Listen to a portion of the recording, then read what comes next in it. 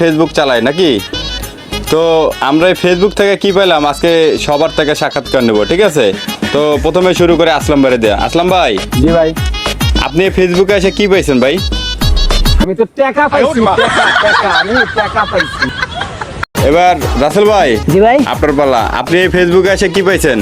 ভাই আমি part time job হিসেবে ফেসবুকে আইছি এবং আমার কাজের পাশাপাশি আমি পার্ট টাইম জব হিসেবে তার কাজ করি। সেলিম ভাই, আপনার কি অবস্থা ভাই? আপনি কি কারণে ফেসবুক চালান একটু বলেন।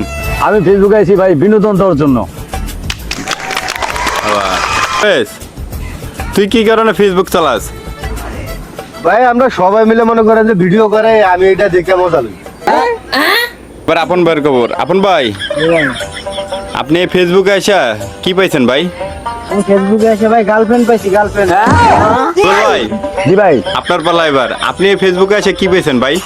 আমি পাইছি ভাই মিয়া খলিফা ভাই। ফেসবুকে কাজ করি, অনেকের অনেক মন্তব্য শুনলেন, আর বিশেষ করে এই ফেসবুক প্ল্যাটফর্মটা এমন একটা প্ল্যাটফর্ম যাতে এখানে আপনি বিনোদন দেন আর যাই কিছু করেন, এখানে ইনকাম করা সম্ভব। হ্যাঁ, এটাই পসিবল।